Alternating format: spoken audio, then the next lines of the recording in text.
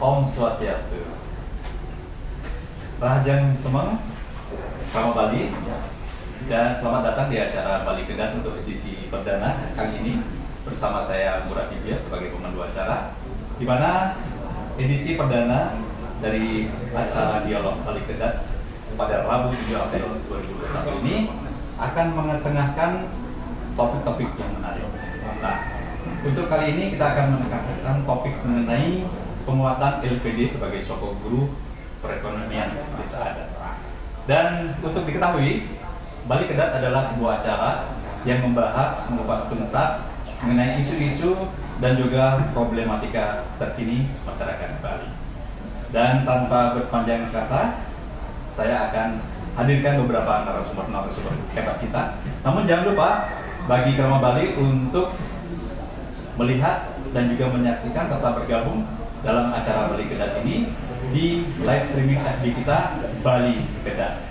Baik, saya akan panggilkan para narasumber hebat kita. Yang pertama, kami akan panggilkan Bapak Wayan Rayun. Beliau adalah Kepala LPD Kesiman yang dalam tata kelolanya begitu sukses di pasar. Om Swastiastu, Pak Rayun, kami persilakan untuk duduk di sebelah sini. Berikutnya kami panggilkan Kepala Lembaga Pemberdayaan LPD Provinsi Bali, Bapak Nengah Karmayasa. Om Swastiastu, Pak Karmayasa, Nopi Gandra. Terus silakan begini. Dan selanjutnya kami akan panggilkan Bapak Anak Agung Rai Astika. Beliau adalah pemerhati LPD Bali. Om Swastiastu, Pak Agung, lurus, tinggi. Dan yang terakhir, yang keempat, kami akan panggilkan dari Majelis Desa Adat Provinsi Bali, yaitu Bapak Ketut Madra. Silakan Pak Ketut Madra. Om Swastiastu. Om Swastiastu, ya.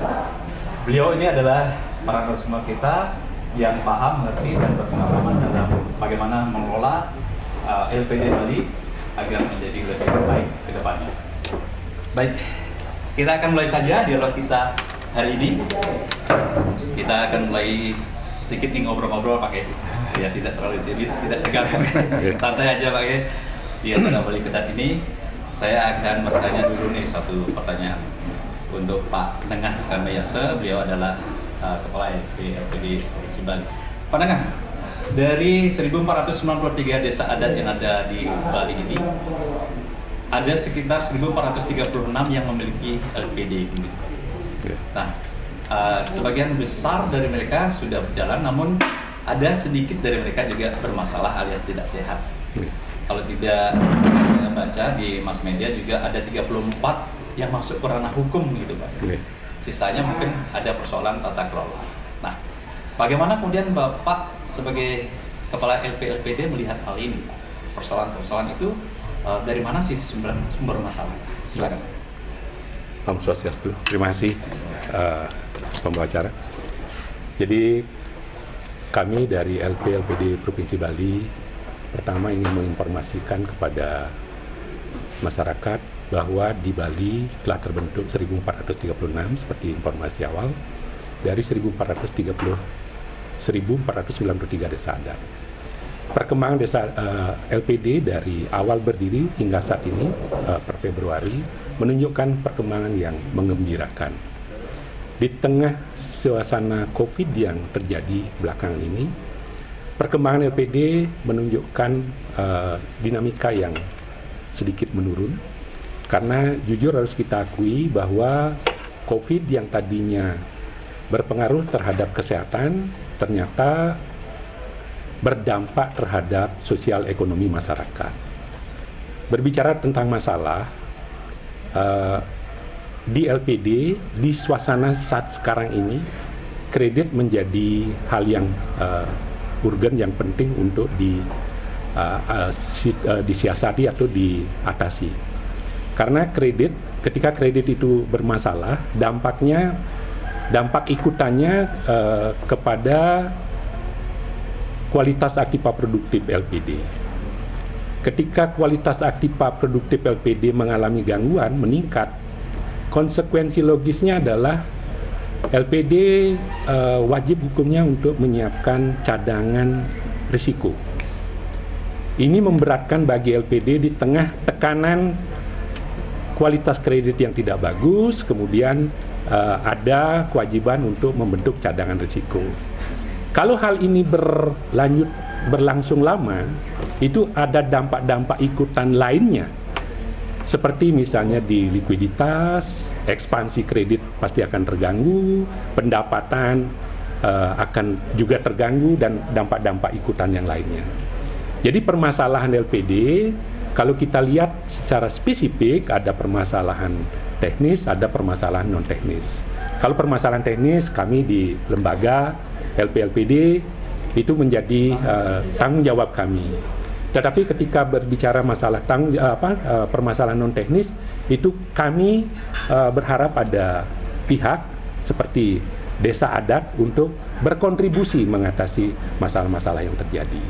Jadi secara prinsip bahwa saat sekarang di masa pandemi ini, dinamika LPD, aset, kemudian pinjaman yang diberikan, dana pihak ketiga, modal LPD, termasuk laba, kemampuan laba LPD itu mengalami penurunan.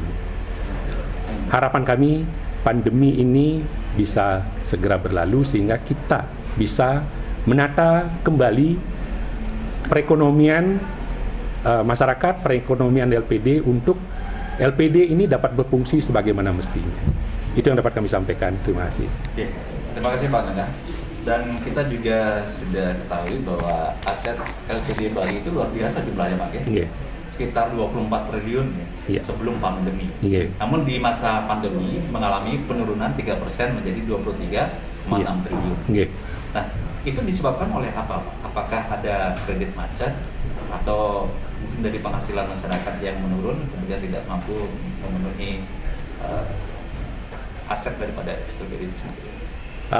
Aset menurun itu banyak disebabkan oleh adanya penarikan dana yang ditempatkan di bank. Jadi antar bank aktiva, karena LPD menempatkan dananya di bank, ketika terjadi penarikan, LPD mengambilkan dana yang disimpan di bank, sehingga aset pelan tapi pasti ada penurunan. Walaupun tidak terlalu besar ya. Ini masih dalam koridor-koridor yang bisa ditoleransi. Iya. Baik. Kemudian pertanyaan yang sejenis ini, mirip Pak ya. Kita tujukan ke Majelis Desa Adat gitu, ke Pak Ketum Adre. Nah, kalau Pak Adre sendiri melihat sebagai Majelis Desa Adat, lembaga yang menaungi desa adat adalah lembaga yang menaungi LPD adalah desa adat kan gitu. Kemudian dari MDA sendiri bagaimana melihat eksistensi dari LPD yang ada di desa adat? Ya, silakan. Om Swastiastu. Om Swastiastu. Sane wong yang didang niki, dat kesumang didang dalar Bali Kedat. Wah niki yang apresiasi sekali ide inisiatif yang dibangun. Selanjutnya nih sane wong yang didang dalar jero ketua LPD saking Kesiman penglingsir didang dalar luar biasa nih LPD. Bapak Ketua LPD Pak Karmiase, dalar Pak Agung yang saking dulu juga ada yang ajak selalu mengikuti perkembangan LPD nyantos makin luar biasa, lanjutkan. Nah dalar semeton sami niki sane nyarangin ninutin dengan sironin pemagi-pemagi ulaman sane mahu tamu pisan saking Kedat Bali. Pengsiki didang adurang Dona Sinampura dumeng riantukan ide Bendesi Agung, ide penglingsir Agung Sukahat dan presiden nyarangin ulaman sane mangkin niki selanturnya nih kelimpahan anda tidang ngangganin ragane dan dosne tinggal habcek niki tidang ngangganin ide Bendesi Agung. Pinake dalam becek tidang ring Majelis Desa Adat niki wenten 5 bagai sana wenten sana ke bos baga lembagaan, baga silis tunggil tidang niki ring baga perekonomian adat. Nah, ring sejeron niki sedurung tidang nyawis puniki menakde ngiring sarang-sarang pun memahami kewentenan majelis puniki ya kan. Ya punika sungguhnya kewentenan peran adat ya ring Bali puniki sepatutnya sampun saking dumun menabda begitu ada Bali adat itu sampun wenten ya insane kocak niki sudah hampir ribuan tahun. Nah saking dumun adat nika benar-benar punapi ring suang-suang desa adat memaksimalkan peran di dalam hal menguatkan adat dan budaya Bali kita yang dijiwai agama Hindu yang dikenal dengan konsep universalnya Trihita Karana. Nah inilah peran adat yang ada di Bali. Nah selanjutnya setelah merdeka dan seterusnya sampai adanya pemerintahan Bali ini, peran itu dimaksimalkan oleh pemerintah Bali melalui Perda 6 tahun 1986. Perda 686 ini dan tentunya mengatur, menjelaskan juga peran dari adat lewat MPLA namanya.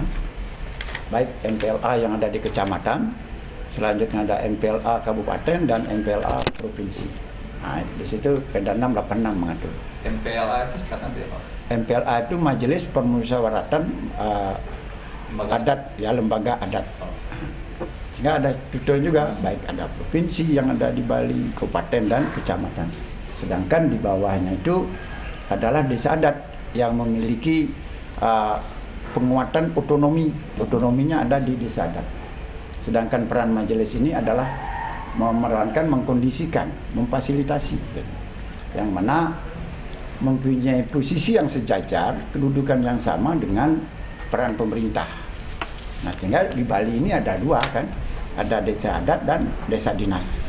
Nah itu peran adat inilah yang sesungguhnya menguatkan apa yang selama ini kita banggakan di Bali ini, baik melalui budaya yang sangat tersohor sampai pariwisata kita sampai pariwisata budaya di Bali ini. Nah di sini peran adat sangat luar biasa. Nah cuman perlu secara terus-menerus kita kuatkan, kita akomodasikan.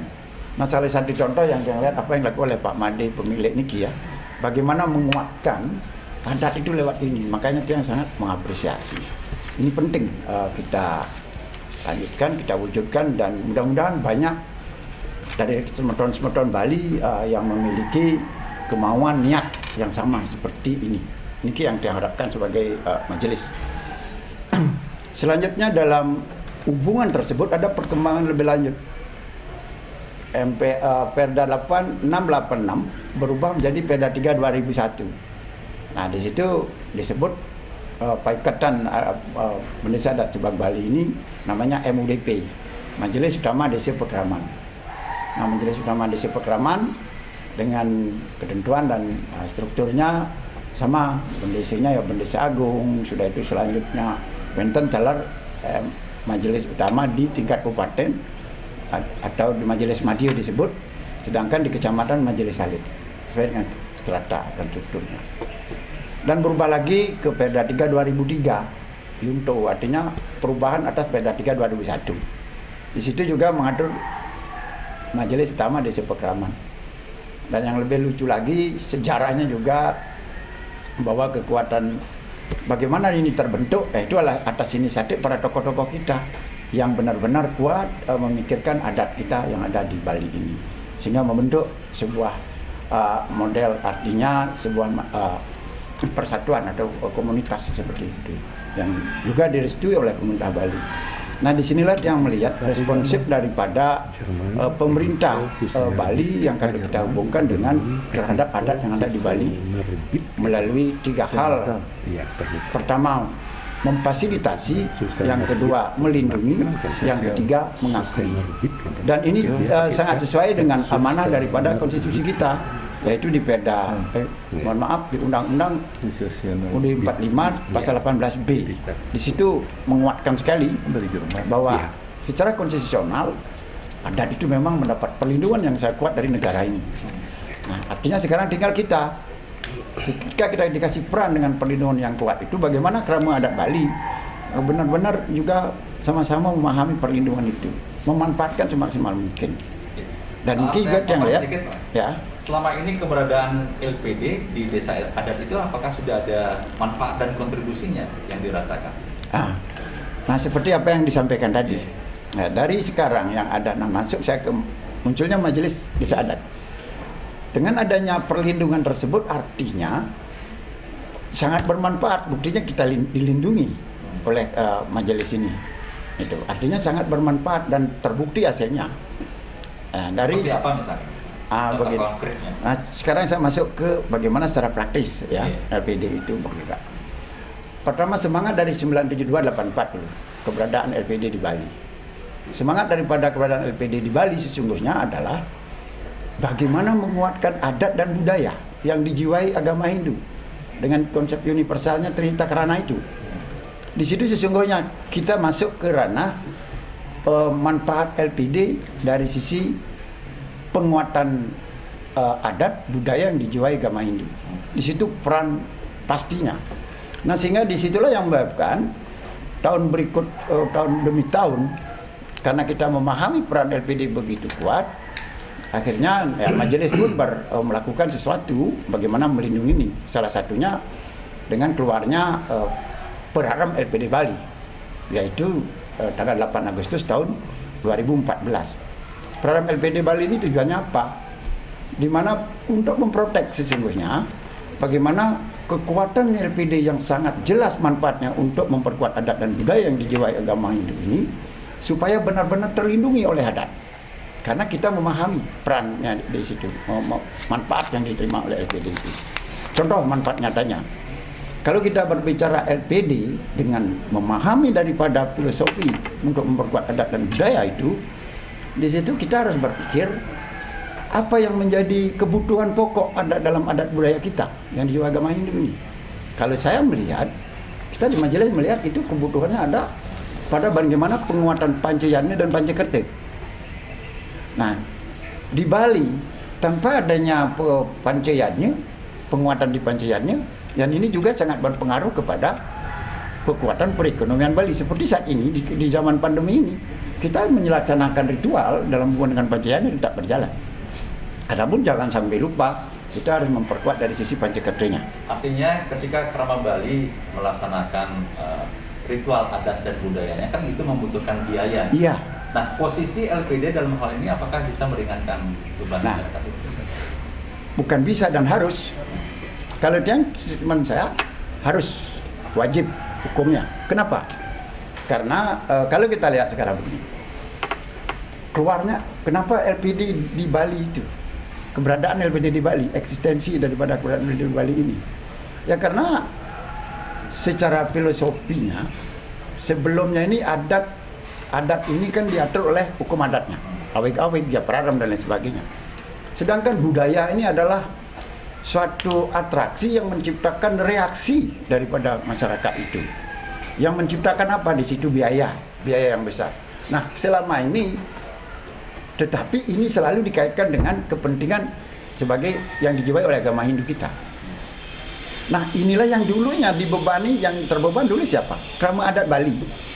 Bagaimana kita harus ngaben? Ngaben itu sesungguhnya kan budaya. Ya kan? Budaya.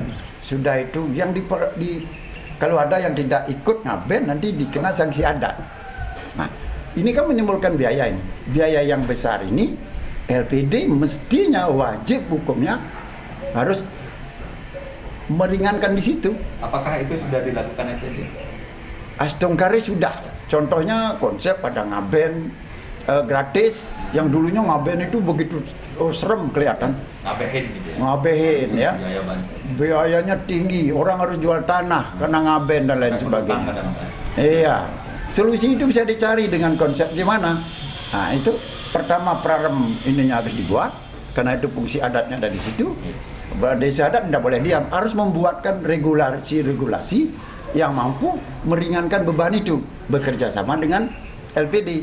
Karena LPD ini udah hadiah yang sangat luar biasa bagi Bali sesungguhnya. Contoh, perlindungan LPD ini sangat dikuatkan oleh sekarang oleh bab 13 pasal 39 ayat 3 Undang-Undang nomor 1 tahun 2013 terkait dengan lembaga keuangan mikro. di mana LPD Lumbung Pite Negari dan LPD Desa Adat yang ada di Bali tunduk pada hukum adat. Artinya apa? Kami di majelis menyikapi itu, sehingga kami buatkan Prarem LPD Bali. Yang kami harapkan apa? Melindungi, memprotek. Bagaimana LPD itu benar-benar memang tujuannya adalah untuk kepentingan adat dan budaya Bali. Nah itu yang terpenting. Sehingga sangat bermanfaat dan harus dikuatkan. Oke. Singkat Pak, persoalan apa yang sudah pernah diidentifikasi oleh Majelis Desa Adat dalam pengelolaan LPD setempat ini? Nah, pertama kalau kebetulan sekarang kan masih ada dua dualisme, anggaplah dua pemikiran. Sesungguhnya sih tidak dua di situ. Semuanya sama. Karena di dalam Perda 288, Perda 8 2002 dan seterusnya sampai Perda 3 2017 termasuk di Pergub 44 2017 itu mengamanatkan bahwa LPD milik Desa Adat. Artinya apa? Nah disitulah LPD majelis berupaya melihat identifikasi itu. Ada dua yang kita lihat. Ada yang menjadi masalah LPD dan LPD bermasalah. Seperti apa yang disebutkan tadi. Pertama masalah LPD itu sifatnya eksternal. Karena LPD ini tumbuh berkembang begitu hebatnya. Bayangkan itu 24 triliun loh. Sedangkan di sektor lembaga keuangan lain belum mampu seperti itu. Dan di sisi lain dalam tanda kutip kita dibilangkan tidak bayar pajak karena itu, padahal itu salah. Justru kitalah yang terbebani di situ, LPD. Desa Adat diringankan di situ. Nah sehingga permasalahan masalah LPD yang bersifat umum ini mesti kita ini kan satukan pikiran sekarang di dalam hal membuat regulasi untuk menguatkan Bali melalui LPD ini. Kedua, permasalahan LPD itu sudah disebutkan tadi, ada permasalahan yang bersifat ya tata kelola dan lain sebagainya. Saya kira itu sifatnya kasus. Dan ini juga kita tata. Kita akan masih banyak Pak mengelaborasi ya persoalan-persoalan yang ada di LPD termasuk tata kelolanya. Nah, seperti diketahui Bali Kedat ini diinisiasi oleh para jurnalis Bali nih gimana? Dan tagline kita adalah bedah solusi dalam narasi. Jadi kita tidak hanya melempar masalah, juga mencarikan solusinya. Gitu. Dan kita akan lempar beberapa pertanyaan kepada teman-teman jurnalis. Silakan, Pak Nyoman Adi nih, dari Diksi Merdeka. Silakan. Ya, terima kasih. Dua pertanyaan. Perkenalkan, nama saya Adi dari Diksi Merdeka.com. Pertanyaan pertama mungkin untuk Ketua LPD, yang kedua nanti untuk dari MDA. Yang dari LPD, Pak Ketua mungkin bisa disampaikan hingga saat ini ada berapa banyak sih LPD yang bermasalah atau dalam kategori sakit mungkin atau apa istilah dari LPD, dan upaya apa yang sudah dilakukan oleh pihak LPD untuk menangani kondisi LPD yang sakit atau bermasalah. Kemudian pertanyaan untuk dari pihak MDA, di kondisi pandemi ini kan beberapa waktu belakangan meningkat muncul LPD yang bermasalah. Nah, salah satu faktor yang saya simak dari keterangan dari LPD beberapa waktu lalu saat audiensi dengan pihak PPR adalah kondusivitas di Desa Adat. Nah, apa yang bisa dilakukan mungkin atau diupayakan dari pihak MDA selaku lembaga yang menaungi Desa Adat yang notabene adalah pemilik LPD itu sendiri untuk menciptakan kondusivitas itu. Seperti kita ketahui kondisi pandemi ini kan masyarakat banyak yang kesulitan ekonominya. Tidak menyalahkan juga, kita banyak masyarakat yang mengambil dananya ada di LPD. Satu sisi LPD juga dalam kondisi yang kredit yang disalurkan ke masyarakat juga kesulitan gitu Pak. Kemudian satu lagi mungkin dukungan apa dari segi pengaturan mungkin yang bisa dilakukan oleh MDA terhadap penguatan LPD Pak. Karena yang kita tahu bahwa tidak sedikit LPD yang bermasalah itu muncul justru dari, mohon maaf ini, prajurunya yang bermasalah. Itu mungkin, terima kasih. Baik, terima kasih Nyoman Adi dari Diksi Merdeka. Silakan Pak Sengah Karmayasa memberikan tanggapannya. Selanjutnya nanti dijawab oleh Pak Detmada. Terima kasih atas pertanyaan dari Pak Nyoman. Kami di LPD untuk menentukan LPD sehat, cukup sehat, kurang sehat tidak sehat itu ada parameter penilai.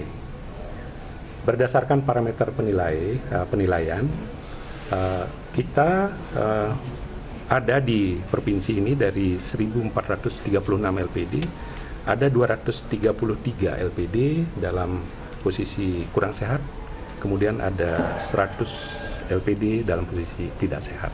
233 kurang sehat, ada dan 100 LPD dalam posisi tidak sehat. dalam posisi tidak sehat. Pengertian sehat tidak sehat, jadi berdasarkan penilaian Kamel, yang C-nya capital adequacy ratio, ini agak teknis ini. Kemudian ada penilaian atas kualitas kredit, ada manajemennya, kemudian ada pendapatannya, ROA, BOPUL, terakhir ada likuiditas. Terhadap LPD yang klasifikasinya kurang sehat, tidak sehat, itu teman kami di kabupaten kota sudah melakukan pendampingan, karena kami juga di LPD ada reporting system. Jadi ada raport-raport LPD yang dipakai acuan oleh teman-teman untuk melakukan pendampingan, pembinaan untuk LPD itu bisa diperbaiki, disehatkan kembali. Kemudian ada berita baik untuk kita semua bahwa di Bali juga dari jumlah LPD yang ada LPD yang tidak beroperasi atau macet. Di masa pandemi ini ada lebih kurang sekitar 25-30 LPD yang bisa dibangkitkan kembali. Itu atas peran aktif dari pemilik, dari desa adat untuk membangkitkan kembali LPD. Saya dengar di Kabupaten Karangasem sudah ada 6 LPD yang bangkit lagi, Pak ya? Tuh. Pasca terpuruk. Itu artinya dari teman kami berusaha berinteraksi dengan Benes Adat, menghubungi Benes Adat, menghubungi tokoh-tokoh masyarakat untuk LPD-nya bisa bangkit kembali. Ini bukan proses sehari jadi, ini proses yang panjang untuk LPD itu bisa beroperasi kembali. Ketika LPD sudah bisa beroperasi kembali, tugas kami lagi untuk melakukan pendampingan untuk administrasi, kemudian pendampingan yang lain, sehingga akhirnya LPD itu bisa beroperasi sebagaimana mestinya. Itu yang dapat kami sampaikan. Jadi terhadap persoalan-persoalan di LPD, upaya-upaya kami adalah upaya yang secara teratur kami harus lakukan itu, karena sedikit ada kelengahan, dinamika keuangan itu bergerak begitu cepat sehingga akan timbul masalah di belakangan. Jadi kami di lembaga terus memantau, terus melakukan pendampingan upaya-upaya yang sungguh-sungguh untuk LPD ini bisa on track. Jadi posisi LPD itu adalah seperti co-partner gitu Pak ya, yang mendampingi, yang mentoring gitu ya, segala persoalan yang ada, bukan mengeksekusi misalnya Pak. Tidak. Jadi sesuai dengan tugas yang ada pada kami di lembaga pemberdayaan, itu tugas kami adalah pembinaan, pemeriksaan, pelatihan, kemudian pengaduan penanganan masalah, ada dana perlindungan, penjaminan, dan penyangga likuiditas. Itu yang dapat. Oke. Terima kasih Pak Nangka. Selanjutnya kita ke Pak Ketut Madura. Silakan menanggapi pertanyaan dari kawan kita yang mana. Terima kasih Pak Irman tadi. Dukungan kan gitu tadi ya, dalam kondisi daripada desa adat secara. Pertama sekali lagi terima kasih kepada LPD ya, yang memerankan diri, di mana memang karena lembaga pemberdaya kan di situ ya, bagaimana sifatnya adalah bagaimana mendampingi, menjaga, mencegah sesungguhnya, bukan bersifat untuk itu kan persuasif, preventif ya, supaya tidak terjadi. Data tersebut ya menunjukkan bahwa masih banyak yang perlu kita tingkatkan kinerja kita, LPD itu. Nah, bagaimana peran desa adat? Nah, inilah dalam hubungan dengan DMDA ini, atau dulu namanya MUDP, karena ada dua regulasi yang kita ini. Dan tentunya dari pihak LPD akan memakai regulasinya Pergub 44 Perda 3 2017. Sesungguhnya kalau kita lihat dari situ, peran MUDP jadinya lepas, padahal sepatut dan sesungguhnya itu menjadi peran kita di dalam hal bagaimana Bendesa Adat Sejebak Bali membuat paikatan yang namanya Majelis Desa Adat. Itu paikatan. Kita bukan mengintervensi bagaimana permasalahan yang ada di desa adat. Itu biasanya diselesaikan oleh bendesanya karena otonominya ada di situ. Nah, sedangkan peran dan fungsi kita adalah bagaimana membantu juga kalau ada dari bendesa adat dan sebagainya. Dan itu pun sesuai dengan organisasi strukturnya. Kalau cuma ada masalah LPD, yang ada masalah adat atau yang terkait dengan keuangan adatnya seperti LPD ini, permasalahan mestinya diselesaikan dulu di tingkat desa adat. Jangan sampai keluar dari itu. Karena di tingkat diselesaikan di Sabodesa, tapi di Kertodesa. Kalau kita lihat dalam, kan ada yang memiliki Sabodesa, ada yang tidak. Karena kan Perda 4 juga memberikan ruang, menghormati apa yang artinya majelis MDA ini menghormati apa yang menjadi sudah produk-produk yang ada di desa adat itu. Ada yang penglingsir, ya, ada yang Sabodesa atau Kertodesa. Nah, sedangkan apabila ada permasalahan kalau di desa adat itu ada yang diselesaikan oleh penglingsirnya dulu di desa adat. Masalah LPD ini kenapa? Itu nanti bendesa ini mengklarifikasi dulu, mengklarifikasi apa masalahnya. Selanjutnya mengundang LPD sebagai pembina teknis, mencocokkan apakah permasalahan dihadapi bisa diselesaikan atau tidak. Nah, sehingga permasalahan LPD seharusnya hanya bisa diselesaikan di tingkat desa adat, diperankan di situ. Jadi punya otoritas di sana. Iya, otoritas mutlak itu diselesaikan oleh desa adat. Apakah nanti melalui strata yang ada di sana ada Sabodesa atau Kertodesa? Karena Kertodesa itu fungsinya kan penepas bicara, orang yang menyelesaikan masalah. Nah, apabila di tingkat desa adat tidak bisa, dinaikkan ke majelis alitnya. Apabila majelis alit tidak bisa, dinaikkan ke majelis madya. Terakhir keputusan finalnya baru ada di majelis desa adat. Nah, tapi rupanya karena di dalam Perda 4 2019 dia pasal 60-nya baik Bukda maupun LPD, Bukda yang bergerak di sektor real, sedangkan LPD digerakkan di sektor keuangan. Itu akan diatur lagi oleh Perda dan Pergub lebih lanjut. Nah, tetapi harapan kita juga di majelis ini, karena sangat jelas bahwa itu harus dia tunduk pada hukum adat, peran Perda ke depan juga ada 3 hal, yaitu memfasilitasi, melindungi, dan mengakui. Nah, di situ.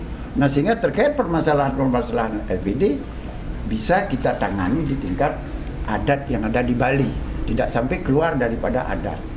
Karena sesungguhnya seperti apa yang dijelaskan tadi, LPD itu sesungguhnya kita bisa mengukur apa yang disampaikan oleh Pak LPD tadi ya, Pak Nengah.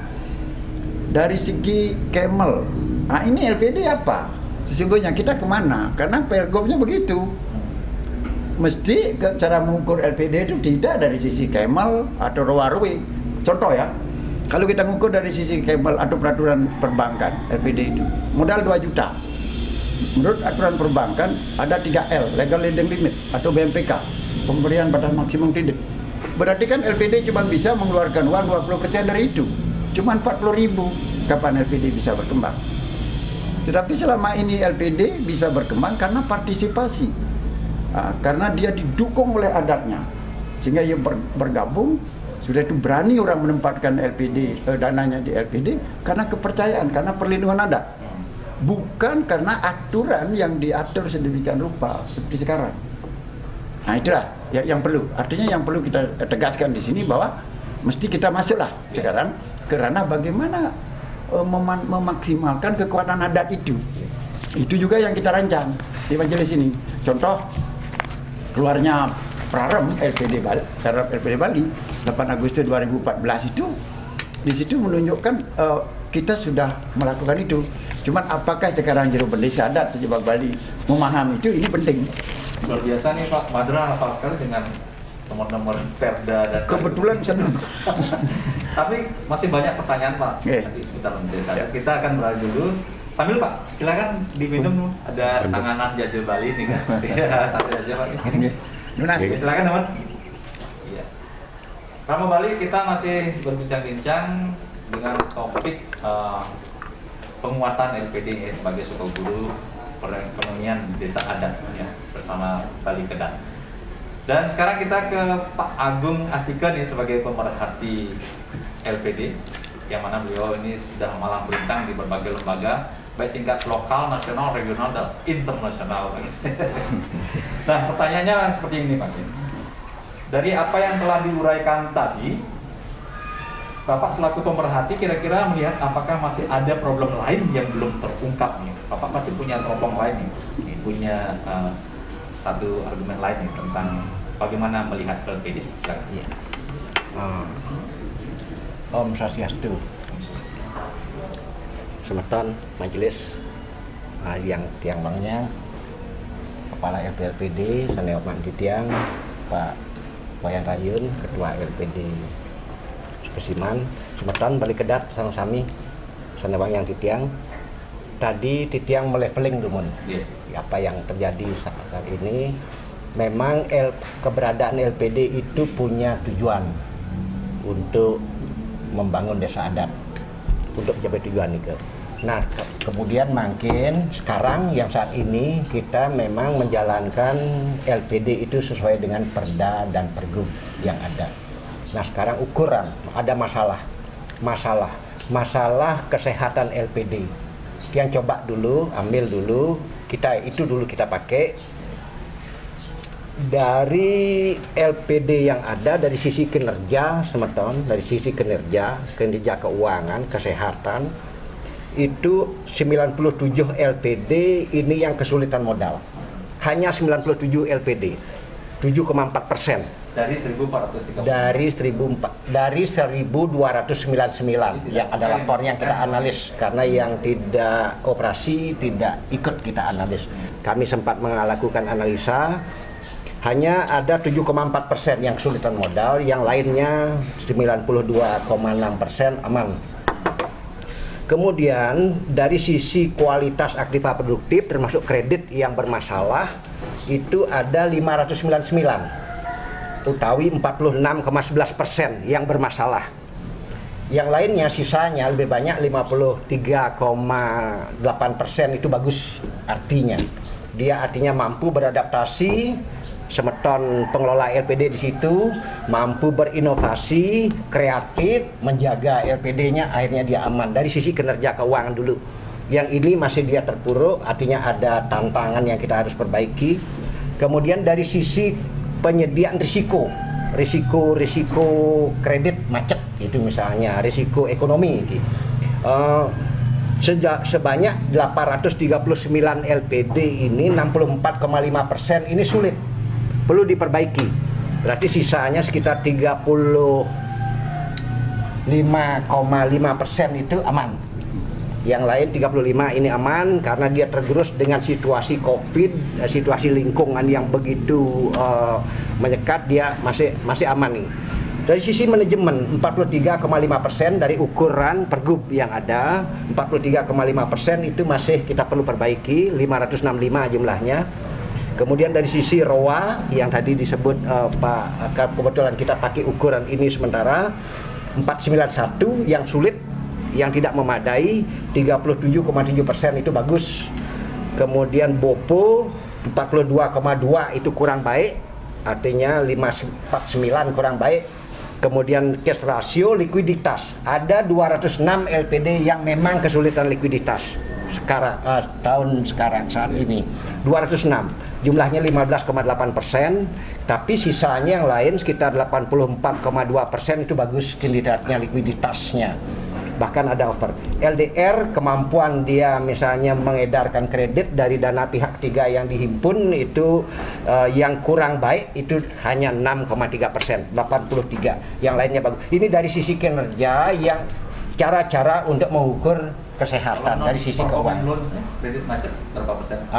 Kalau dia kredit macetnya sekarang begini, kredit macet itu disebabkan karena debitur, dari analis kami, kemampuan debitur untuk membayar kredit pada masa pandemi COVID ini agak menurun karena mungkin dia PHK, usahanya gulung tikar dan terusnya. LPD memang bersabar di sini, tidak akan mengejar, memaksakan debiturnya untuk menarik, mengambil agunan, tidak terjadi itu. Kemudian ini masih bersabar, diberikan debitur itu relaksasi, sehingga sekarang masih ada sekitar 22,9% debiturnya yang sulit membayar kredit ke LPD. Debiturnya jumlahnya 91.000 dari 401.000 rekening. Ini artinya ada debitur yang agak sulit sekali, memang kondisinya begitu. Ini harus ditangani, ini yang menjadi tantangan kita ke depan, semua pun merasakan itu karena situasi lingkungan. Saya garis bawahi sekarang. Tidak boleh ada sita aset. Nanti Tidak boleh ada sita aset misalnya. LPD belum melakukan, tidak memaksakan. Situasi itu terjadi saat ini. Mungkin ini pun kita hanya berharap mudah-mudahan ke depan akan menjadi lebih baik, tetapi tentu pendekatannya ya namanya ya persuasif. Tentu pendapatan tidak mungkin akan debiturnya akan dihabiskan karena bukan tujuannya begitu. Ini namanya pendekatan kesadaran saja terus-menerus dilakukan, dicoba. Dicoba humanis. Itu dari sisi kinerja. Kemudian dari sisi yang kita lihat yang amati sebagai pemerhati, kita memang perlu memperbaiki kualitas pengaturan, peraturan, regulasi. Memang ya, itu perlu sekali karena ya lingkungan sudah berubah, perkembangan LPD sudah berubah, ada yang berkembang pesat. Kemudian hukum juga sudah berubah, situasi hukum apalagi ada Perda Nomor 4 2019. Ini artinya disesuaikan, disejalankan sehingga nyambung. Terutama kita tekankan kepada hukum adatnya. Sekarang banyak sekali LPD, memang mohon maaf, mohon izin semeton dari majelis, banyak desa adat itu belum memiliki prarem tentang LPD, belum. Kalaupun ada prarem di situ, nampaknya prarem yang dibangun di desa adat itu menurut pengamatan kami itu belum serta-merta mampu melindungi LPD-nya, belum mampu melindungi pengurusnya, pengelolanya, belum mampu melindungi kramo desa debiturnya dan seterusnya, belum mampu. Nanti kita akan duduk bersama, kita kaji sehingga kita mempunyai prarem yang begitu kuatnya hukum adat di desa adat suang-suang masing-masing, sehingga itu menjadi kuat untuk melindungi LPD. Itu satu. Itu perlu kita bangun, kita perlu akan perbaiki karena situasinya memang harus kita lakukan perubahan itu, terutama yang di tingkat desa adat. Yang kedua, saya selalu menangkap situasi sekarang dari apa yang saya perhatikan, pertumbuhan modal LPD ini relatif agak melamban. Agak melamban pertumbuhan modal, karena kalau modal itu kan penting sekali. Dari modal ini memang kita ingin memperkuat struktur modal. Kita tahu struktur modal LPD ini yang terbanyak itu sumbernya pasti dari 60% dari laba LPD kan gitu dia. Ini agak lambat juga, agak lambat berjalan. Tidak ada dukungan, mohon maaf saya jarang sekali lihat desa adat sendiri yang mengeluarkan urunan gitu modal sekian, tidak ada. Artinya modalnya semata itu dibangun oleh LPD itu sendiri dengan susah payah. Nambah modal.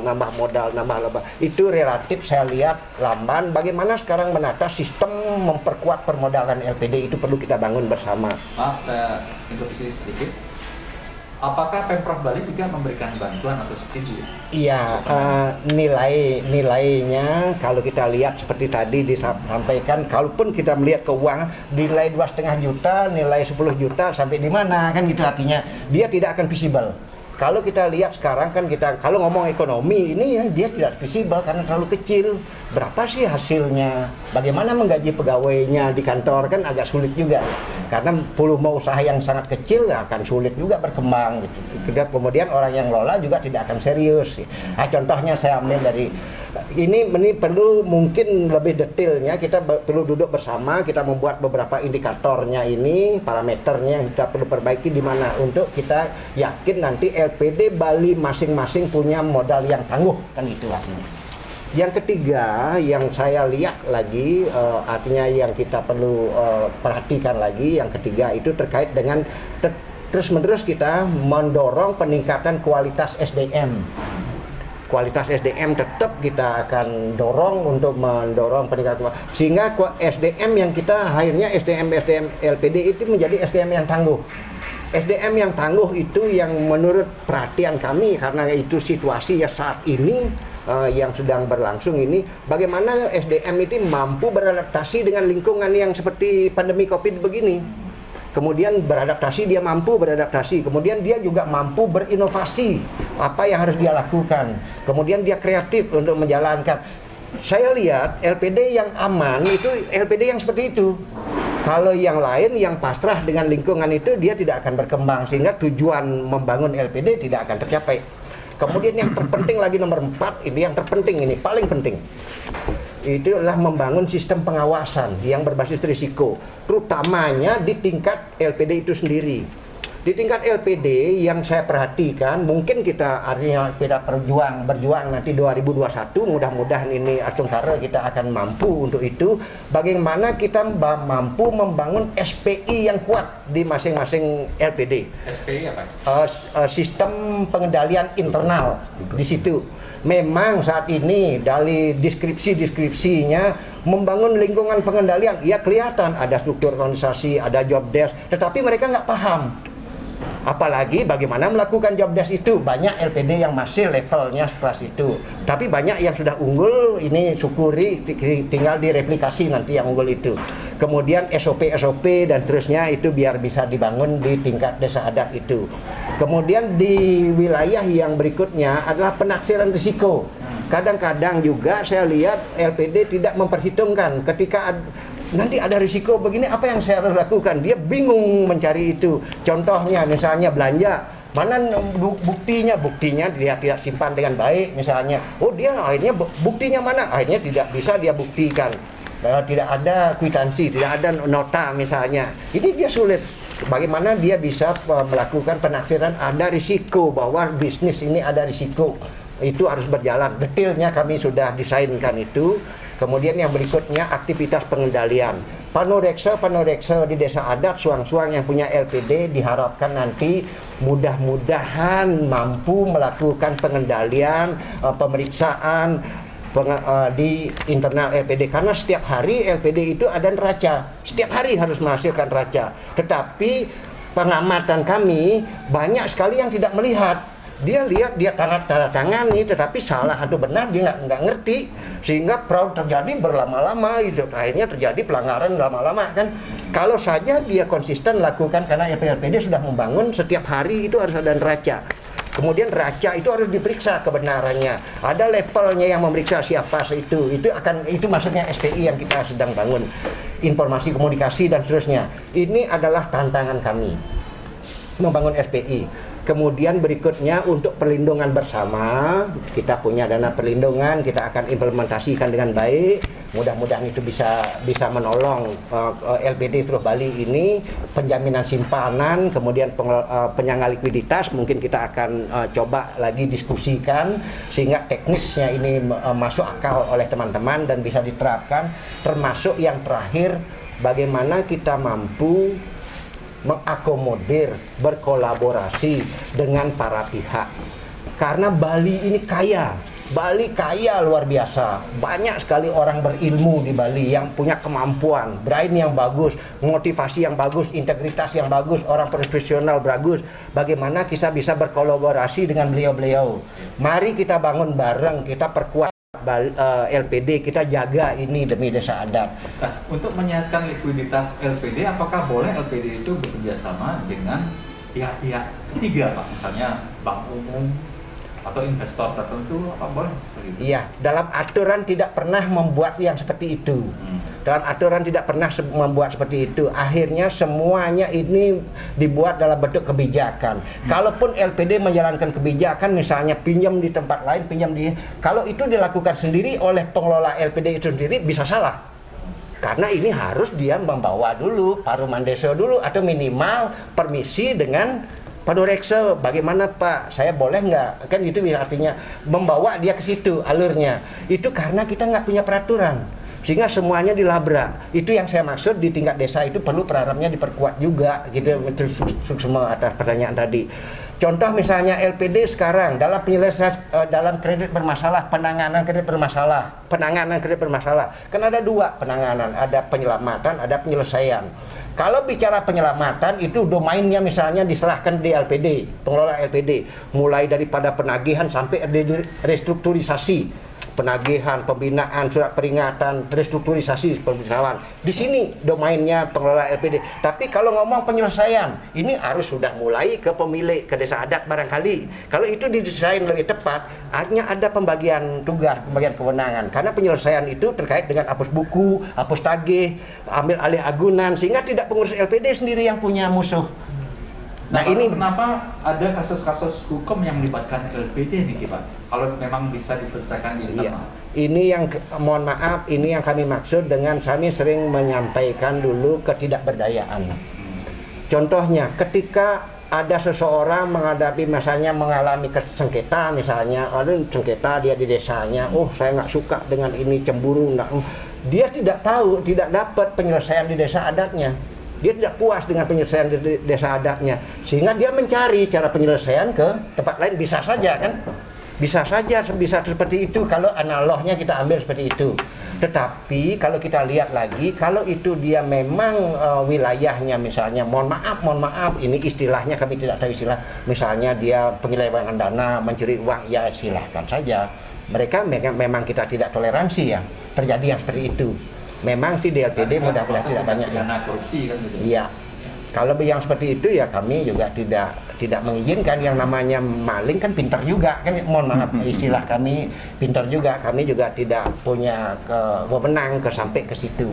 Baik, terima kasih Pak Agung Astiko, luar biasa nih pemaparannya. Dan kita akan beralih ke salah satu LPD di Denpasar yang sukses dalam tata kelolanya, yaitu LPD Kesiman.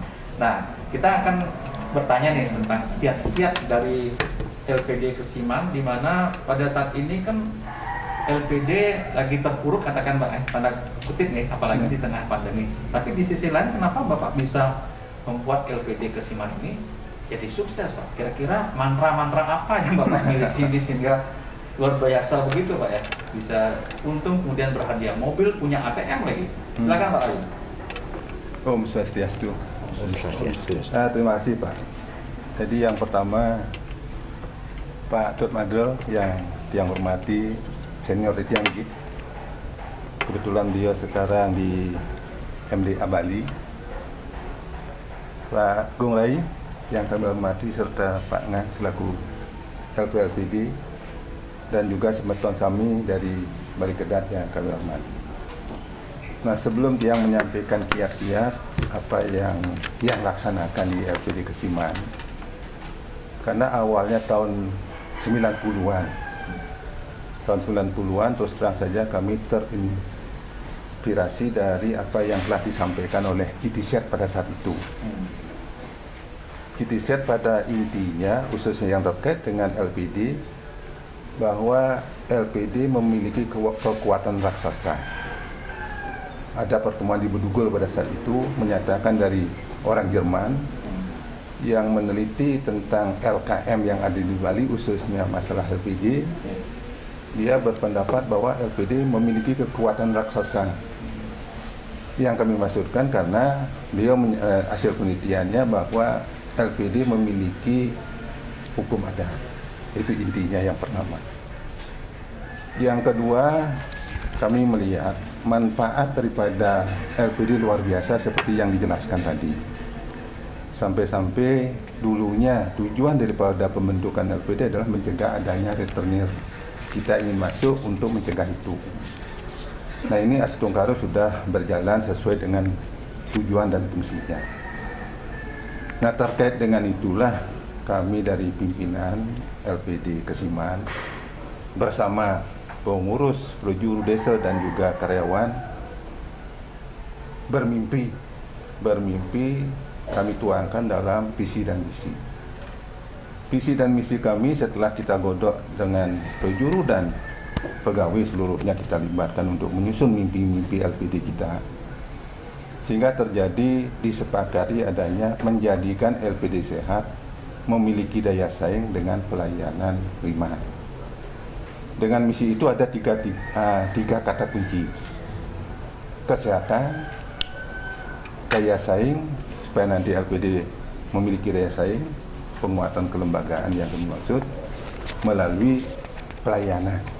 Nah, tiga kata kunci inilah yang selalu sering kami dengung-dengungkan kepada karyawan, kepada perjuru, supaya nanti mimpi kita terwujud di kemudian hari.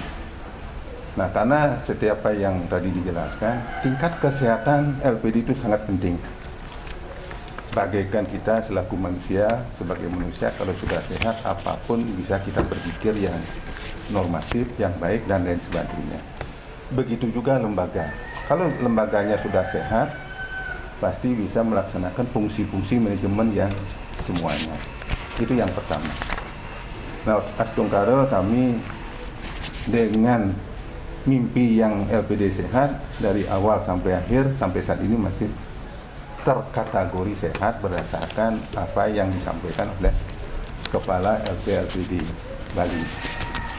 Nah, dengan adanya itu jelas kami mengacu kepada berikutnya yang kedua. Bagaimana kita memiliki daya saing? Karena di Kesiman banyak bank umum, banyak BPR, banyak koperasi. Nah, karena kita merupakan lembaga tradisional, katakan demikian, sejauh mana kita mampu bersaing dengan lembaga-lembaga teknis yang memiliki satu kekuatan yang lebih daripada kita.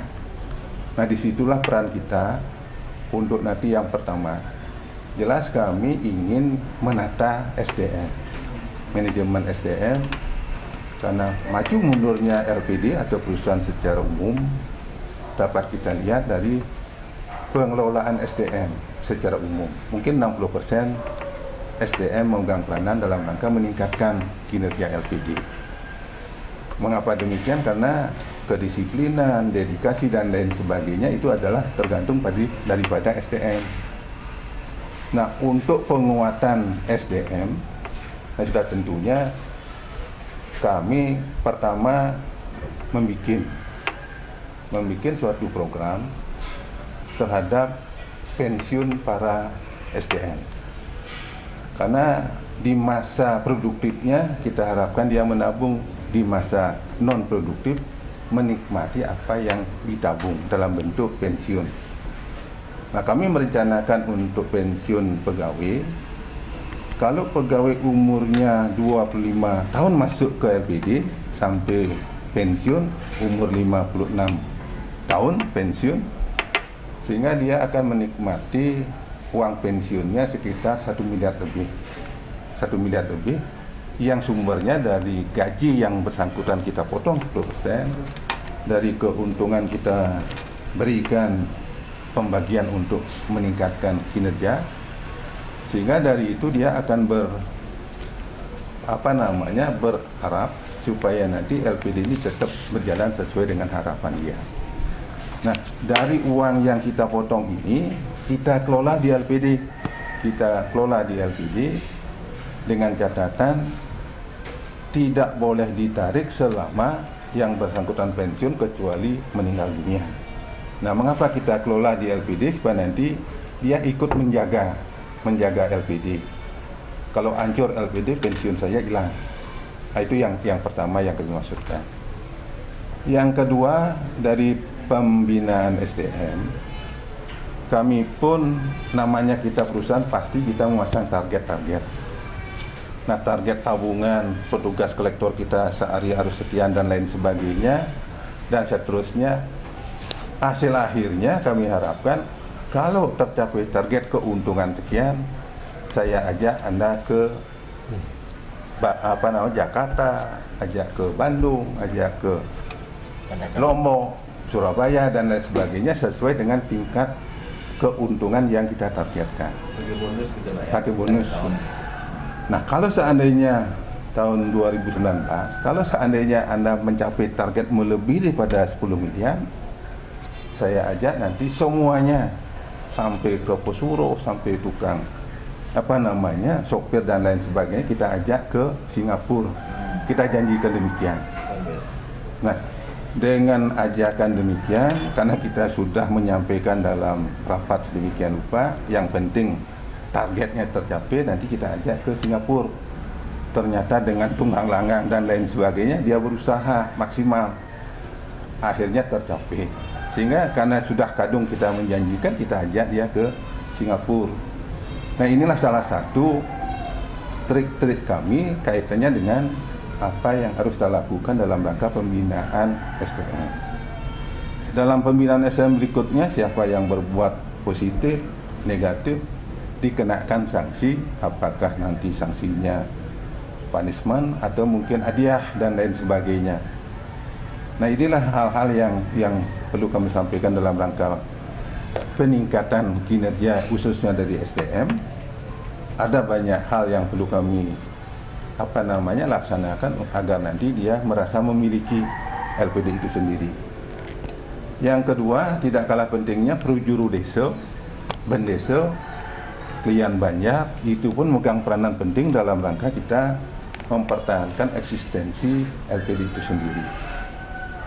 Karena hubungan yang harmonis antara kepala LPD dengan Jurubin Desa itu akan membawa dampak positif terhadap peningkatan kinerja LPD. Karena kalau tidak salah ada penelitian dari Fakultas Ekonomi Gunung, kalau hubungan sudah baik antara kepala LPD dengan Bendesa, LPD-nya pasti akan bagus. Kalau hubungan jelek, nah di sana dikategorikan akan menjadi turun kinerjanya. Nah, sehingga kami tetap melakukan hubungan yang harmonis dengan Prujuru Desa, sehingga kenyataannya kita pada suatu saat kita ajak dia keluar daerah, kita ajak ke ke Jogja, kita ajak suatu saat ke Lombok dan lain sebagainya, supaya nanti komunikasi kita cair. Nah, inilah yang memegang peranan juga dalam kaitannya dengan kepercayaan. Tidak kalah pentingnya terhadap si nasabah. Mengapa demikian? Karena seperti apa yang saya sampaikan tadi, terkait dengan kondisi kita, banyak bank umum, banyak BPR, banyak koperasi, bagaimana kita bisa masuk memenangkan dan mendapat kepercayaan masyarakat.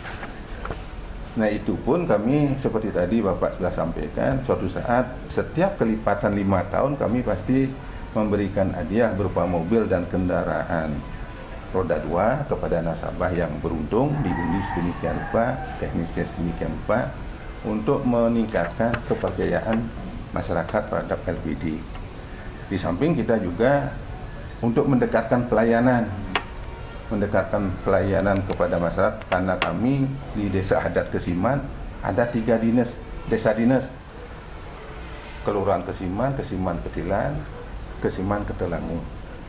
Nah, di sanalah karena luasnya sedemikian rupa kita membentuk kantor kas pembantu untuk memperpendek harus pelayanan yang cepat. Dan juga banyak yang kami lakukan terkait dengan pelayanan.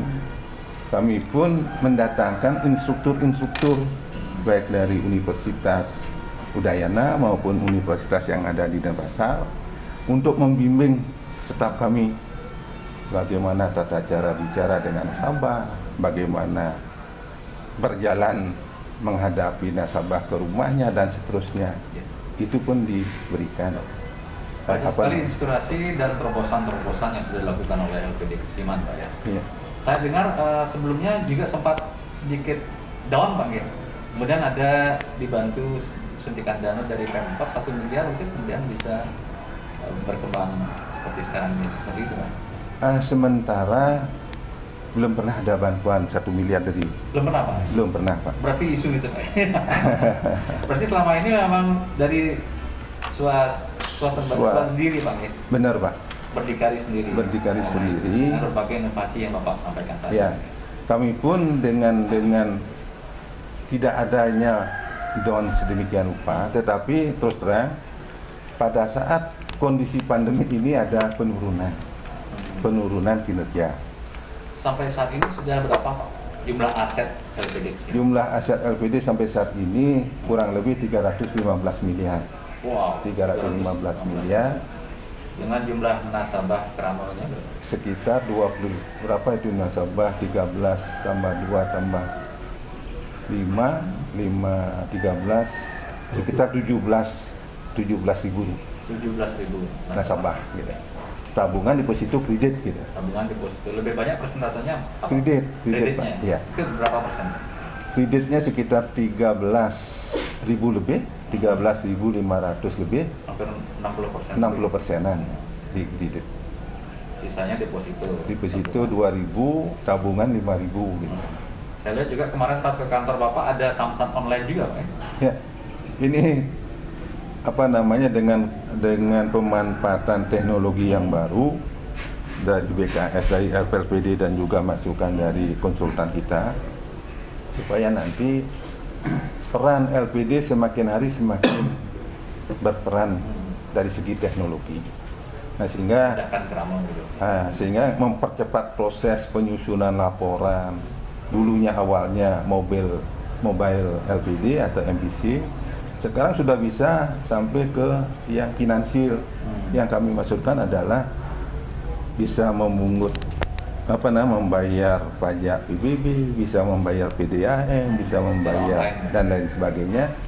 Tadi kemarin kita di pilot proyekkan oleh Pak Gubernur dari provinsi, kami bersama Ubung untuk ada samsat online. Kemudian untuk ATM LPD Kesiman itu apakah semua nasabah bisa mengikuti? Fungsinya apa saja? Jadi selain menarik uang. Jadi fungsi ATM LPD sementara ini untuk penarikan uang, tetapi yang lainnya juga ada, tetapi kita masih batasi. Mengapa demikian? Karena terus terang saja kita melihat kondisi nasabah kita yang setiap harinya memang dari pagi ada banyak yang datang ke LPD, tetapi karena mungkin pekerjaan mungkin PNS atau mungkin pegawai perusahaan yang lain gitu, sehingga muncul penarikan tabungan deposito pada jam-jam istirahat.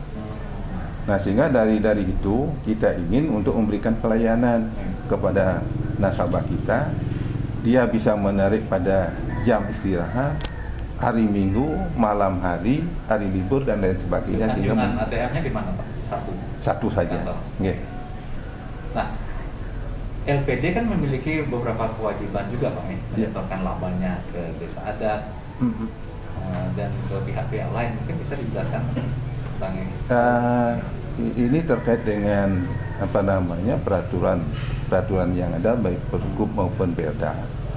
Dari keuntungan yang kami dapatkan adalah 60% untuk penguatan modal. Yang lainnya 20% untuk kita setor sebagai dana pembangunan ke desa dari keuntungan. 20% ke desa. 10% lagi untuk jasa produksi. 5% lagi untuk ke provinsi dalam rangka pembinaan. Maksimal 300 juta setiap tahun. Dan juga kita juga membuat 5% untuk dana sosial. Semuanya dibagi habis keuntungan itu, Pak. Semacam CSR gitu, Pak. CSR. Social Responsibility. Iya. Baik, luar biasa. Itulah kiat-kiat yang bisa disampaikan oleh LPD Kesima sehingga berhasil menjadi LPD terbaik ya. Katakanlah untuk di Bali nih, Pak. Sementara di Denpasar jelas kita mendapatkan hadiah dari Pak Wali Kota berupa Avanza, Pak. Avanza. Ampun.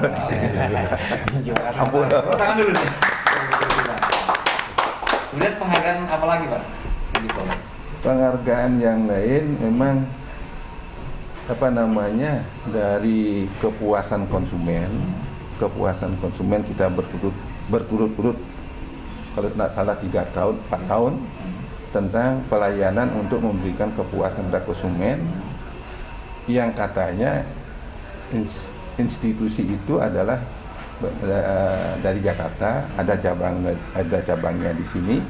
Kita pun juga tidak tahu apa yang dinilai, katanya dinilai pada saat kita memberikan pelayanan kepada nasabah.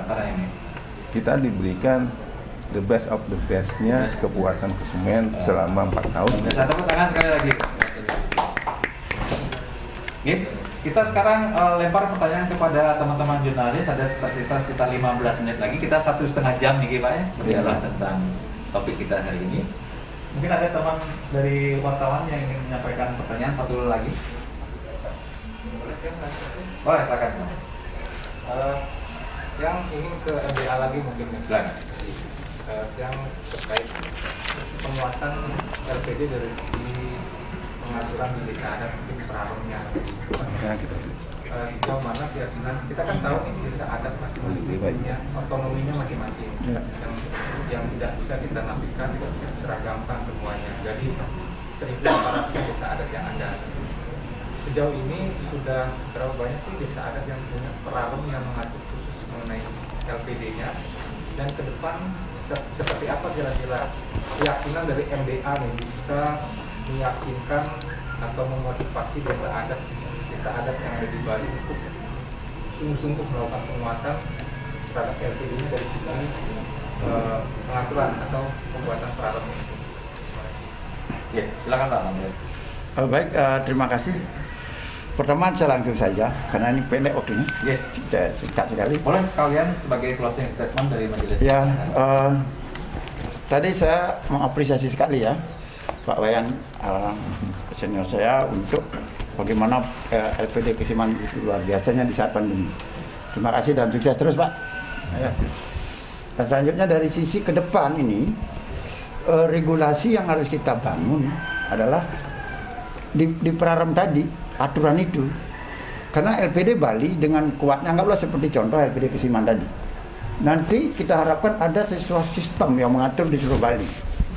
Kalau hanya masih seperti sekarang, LPD itu di mana LPD A, desa adat A, desa adat B, dan desa adat C, gitu, dan seterusnya, dari 1493 desa adat, masing-masing membuat aturan sendiri. Nanti risikonya adalah apabila terjadi permasalahan ini bersifat sistemik dia. Nah inilah penting ke depan kita harus sadari.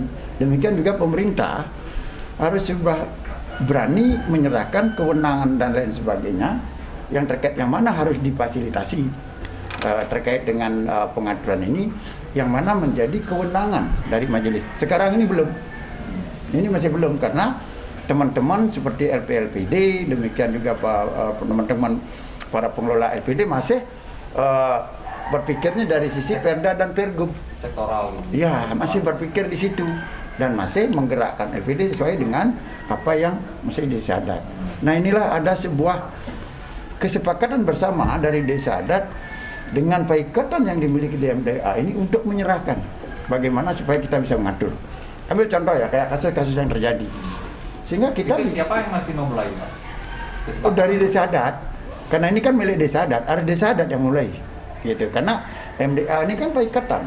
Sehingga sebagai pemilik di masing-masing desa adat ini langsung menyampaikan nanti ada ininya, uangnya itu di dalam perumahan agung. Ada langkah dan upaya dari Majelis Desa Adat Provinsi untuk itu, Pak? Iya, harus disampaikan, nanti diserahkan kewenangan itu. Nah, dan termasuk juga bisa dimulai sekarang dari awal, dari kita. Contoh kayak LPLPD, sekarang kita kan bisa melihat bahwa ini loh kelemahan yang kita miliki. Artinya terkait permasalahan. Contoh, sekarang Astungkare ya, Pak Wayan, rayon dari LPD Kesiman mampu mengangkat LPD begitu hebatnya. Ketika terjadi permasalahan, karena LPD ini pemilikan kolektif, ini kita harus berhati-hati. Pemilikan kolektif, ketika ada salah satu Kramada yang merasa tidak puas seperti apa yang disampaikan tadi oleh Pak Agung, akan bisa menyampaikan ketidakpuasan ini kepada pihak lain. Nah, pihak lain dalam tanda kutip. Nah, sehingga permasalahannya akan dikelola oleh pihak lain. Nah, inilah yang perlu perlindungan. Ini perlu perlindungan pengurus ini. Nah, disitulah peran bendesa untuk memberikan ini kepada paikatannya, yaitu majelis. Nah, sehingga regulasi. Contoh ya, kita sudah membuatkan payung untuk menyikapi keluarnya Undang-Undang Nomor 1 Tahun 2013 tentang LKM dan melanjutkan daripada amanah bab 13 pasal 39 ayat 3, di mana MUDP saat itu Majelis Utama Mandesial Pekraman mengatakan Perumahan Agung dan mengeluarkan yang namanya Peraram LPD Bali. Di sini sebenarnya sudah ada pengaturan itu. Nah tetapi masih aja teman-teman atau mungkin juru bendesa mungkin belum maksimal memahami itu. Nah sehingga ini seolah-olah ada yang memaki, ada yang tidak. Pertanyaan berikutnya, sehingga berapa jumlah bendesa adat, ada desa adat ini yang sudah memiliki prarab? Itu pun sulit kita tahu. Karena pelaporan ini kepada siapa? Apa kepada LPLPD atau Pak Gubernur kan gitu? Sekian abrak peraturan itu tidak bisa juga menertibkannya. Sulit, karena ini milik adat. Oh, gitu. Karena ini milik adat gitu loh. Artinya apa? Bagaimana kita bisa memantau desa adat berapa punya prarab? Karena mereka tidak melaporkan. Dan inilah pentingnya sebenarnya juga dari LPLPD mungkin lebih tepat ya. Apakah seluruh LPD sudah memiliki prarab? Inilah yang kami sedang pantau. Juga kami juga khawatir gitu. Ya ini. Nah, terus yang kedua, apa yang diatur di dalam prarab LPD? Ini dia sangat berbeda perlakuan prarab dengan peraturan. Berbeda. Karena ini bersifat kolektif kolegial. Di dalam tata kelolanya pun berbeda di dalam prarab itu. Ini harus kita kaji lebih dalam. Apakah nanti kita memakai seperti undang-undang? Prarab itu isinya? Yang pasti, kalau yang pengalaman saya, prarab itu harus mengatur dua hal. Tata kelola kelembagaan dan tata kelola usaha sesuai dengan hukum adat. Yang bagaimana itu? Nah itulah yang perlu kita diskusikan ke depan. Baik, terima Dan kasih. telah kita siapkan. Selanjutnya saya minta closing statement dari Kepala LPD Provinsi Bali, Pak Nengah Kamojase, melihat aset LPD sebenarnya yang begitu luar biasa ya, 23,6 triliun di tengah pandemi ini masih bisa bertahan, masih bisa survive. Nah, kira-kira solusi apa yang bisa ditajamkan Pak untuk menyelesaikan persoalan-persoalan yang dihadapi LPD saat ini? Terima kasih. Pertama, kami ingin menyampaikan apresiasi kepada pengurus LPD yang telah bekerja keras untuk LPD itu survive. Yang kedua, ada mitra kerja juga di kelembagaan BKS LPD yang telah juga berkontribusi untuk memberikan pendampingan terhadap LPD-LPD yang ada di wilayah. Yang ketiga, terhadap masalah-masalah yang terjadi, kita semua sepakat bahwa yang masih bisa diselesaikan di ranah desa adat, siogianya penyelesaiannya di ranah desa adat. Persoalan sekarang seperti yang tadi disampaikan oleh Pak Ketut, bahwa kami di kelembagaan kami di LPLPD untuk sampai ke desa adat kami tidak ada kewenangan. Kami interaksi kami di dalam pelaksanaan tugas itu kepada LPD. Jadi LPD ketika kami menemukan masalah, kami melaporkan masalah melalui LPD. Tetapi juga di dalam pelaksanaannya kalau masalahnya itu bersifat spesifik, kami juga akan berinteraksi melaporkan persoalan itu kepada bendesa adat. Sekali lagi, kewenangan kapasitas yang ada pada kami adalah sampai di LPD. Itu yang dapat kami sampaikan. Nggih. Baik, terima kasih Pak Nengah. Berikutnya kita minta closing statement dari Pak Agung Kayastika dan itu bagaimana memberikan obat nih bagi perbaikan dan penyehatan LPD kita. Silakan Pak Agung. Iya, terima kasih. Tahun 2021 ini mungkin kita akan tetap beradaptasi dengan situasi pandemi COVID. Pertama yang kita akan kolaborasi dengan para pihak. Pertama kita ingin membangun blueprint dulu. Bagaimana LPD 5 tahun ke depan, sejak sekarang blueprintnya kita akan bangun. Nanti bareng-bareng kami pasti konsultasi dengan semua pihak. Dumogi ada dukungan, kita bangun dulu blueprint, 6 pilarnya bagaimana LPD dikokohkan, dikuatkan. Yang kedua tentu kita mendorong seluruh LPD Bali ini memiliki prarem yang sesuai dengan kondisi di situ. Dengan perkembangan LPD, situasi lingkungan dan situasi prarem, sehingga prarem bisa menjaga LPD-nya, menguatkan, melindungi, menjaga pengurusnya, menjaga desanya, menjaga kramonya, menjaga kita harapkan itu terjadi. Kemudian kita ingin juga, merencanakan juga tahun 2021 memperkuat SOP-SOP yang berlaku bagi LPD, baik SOP dana, pihak ketiga, SOP kredit, SOP pengawasan, pemeriksaan SOP sudah kita rancang, sehingga itu LPD sudah merancang, kami amati sudah bagus sekali. Kemudian pengawasan, kita akan memperkuat sistem pengawasan nanti mulai sekarang sudah mulai pengawasan, mendorong panorexe LPD yang punya panorexe, semua punya panorexe kita dorong sehingga berfungsi pengawasan. Panorexe itu melakukan pengawasan internal di situ. Kemudian pelatihan-pelatihan berjalan, kemudian ini perlu negosiasi bareng-bareng ke teman-teman. Karena ada sekarang kalau LPD kesulitan likuiditas sulit tercapai, maka kita akan mendorong terbangunnya DPL, dana penyangga likuiditas. Dumogi terwujud di tahun 2021, dan yang terakhir nomor 7 ini kita akan juga tahun 2021 ini memperkuat DPS-nya, dana penjaminan simpanan LPD. Ini untuk menghindari jangan sampai LPD merugikan kerama desa debiturnya, jangan sampai merugikan itu. Kita harus bangun itu. Kalau ini tentu membangun ini tidak bisa sendiri di LPD. Kita akan dengan LPD, dengan majelis, dengan siapa saja yang berkompeten, kita bareng-bareng duduk, kita rancang sebaiknya seperti apa, ini milik kita bersama, mari kita bangun. Jika ada masalah, mari kita selesaikan bersama, mudah-mudahan tidak muncul saling menyalahkan. Terima kasih. Oke, terima kasih Pak Agung, luar biasa. Dan terakhir Pak Kayun, mungkin ada pesan dan tips untuk semutan-semutan LPD Sambi. Terima kasih Pak. Di samping yang disampaikan tadi oleh senior-senior kami, pembina-pembina kami, khususnya kami melihat dari segi teknis, yaitu adanya pemanfaatan teknologi dan pengawasan.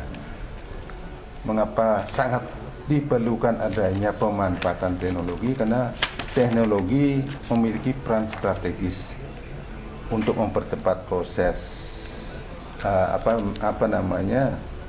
mobile LPD-nya, dari transaksi tabungan, deposito, kredit, hari itu, detik itu sudah bisa ke laporan keuangan pada hari itu.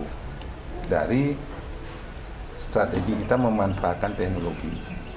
Di samping itu juga pemanfaatan teknologi akan membawakan keuntungan dengan menjual PPOB, listrik, rekening dan sampai samsat online dan lain sebagainya. Itu berkat adanya pemanfaatan teknologi. Nah, oleh karena itu kita harapkan semuanya LPD di Bali supaya nanti akurasi datanya baik, dapat dipertanggungjawabkan. Peranan pemanfaatan teknologi itu sangat penting.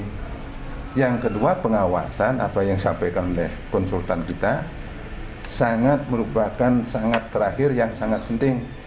Mengapa demikian? Kontrol yang terakhir, manajemen yang terakhir adalah pengawasan.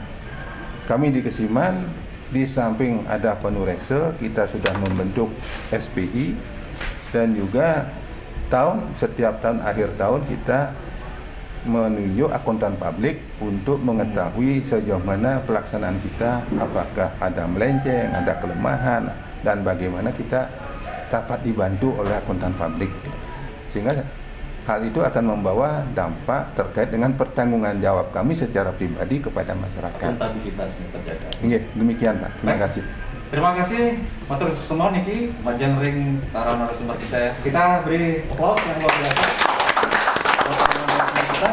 Dan baiklah, Krama Bali Kedak yang berada di Kabupaten Tegas Bali, dapat kami simpulkan dari hasil dialog kita hari ini, di mana perlu membuat prarem untuk memperkuat LPD di desa adat.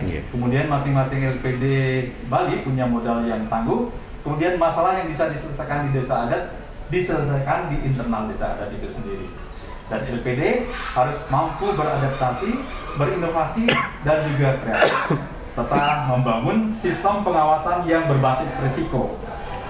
Lalu aktivitas pengendalian melalui panureksa atau pemeriksa yang mampu melakukan pengendalian di internal LPD itu sendiri. Dan LPD mesti ada dana perlindungan, yaitu penyangga likuiditas. Kemudian mengakomodir dengan para pihak, membangun bareng-bareng LPD. Dan ada juga nantinya disiapkan dana penjamin simpanan. Dan saya akan kutip satu kata mutiara dari ekonom barat, bukan seberapa banyak orang menghasilkan uang, melainkan untuk tujuan apa uang itu digunakan. John Ruskin. Kita akan kembali di balik kedat dengan topik-topik menarik lainnya di depan. Sampai jumpa. Om Santi Santi Santi Om. Silakan.